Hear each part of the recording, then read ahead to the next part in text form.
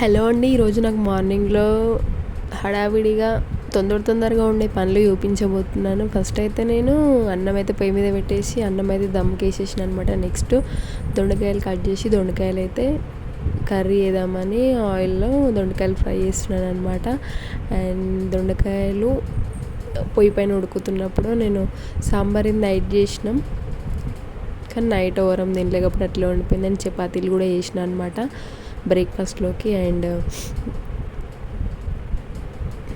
దొండకాయలు అయితే ఉడికిపోతున్నాయి అనమాట. దొండకాయలు ఉడకడానికి టైం పడుతుంది కాబట్టి ఈలోగా కిచెన్లో మనకు నిల్చొని బోర్ వస్తుంది కాబట్టి నేనైతే నా కోసం బీట్రూట్ జ్యూస్ అయితే ప్రిపేర్ చేసుకుంటున్నాను అనమాట. బీట్రూట్ జ్యూస్లో కీరా వేసి ఒక టమాటా కూడా వేసి మిక్సీ పట్టి జ్యూస్ వేసుకుంటున్నాను అనమాట. నాకు ఈ బీట్రూట్ జ్యూస్ ఎంత అలవాటు అయిందంటే ఒక్కరోజు తాగకపోతే ఏదో మిస్ అయిన ఫీలింగ్ వస్తుందన్నమాట, అంత అలవాటు అయిపోయింది.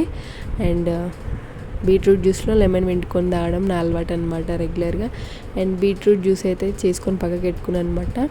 అండ్ పని అంతా కంప్లీట్ అయిన తర్వాత నిమ్మలంగా కూర్చొని తాగుతాను అనమాట. ఇప్పుడు దొండకాయలంతా ఫ్రై అయిన తర్వాత అందులో పసుపు అల్లం వెల్లిగడ్డ వేసి అది కూడా ఫ్రై అయిన తర్వాత టమాటాలు వేసిన అనమాట నేను. అండ్ టమాటాలు కూడా మగ్గిన తర్వాతకి దొండకాయలో బాగా ఇందులో ఉప్పు కారం కొంచెం ధనియాల పొడి వేసి మంచిగా ఫ్రై చేసుకుందామని కొద్దిసేపు అయితే ఉడకనిచ్చిన అనమాట దొండకాయలు టమాటాలని. అండ్ కారం ఉప్పు ధనియాల పొడి వేసిన తర్వాతకి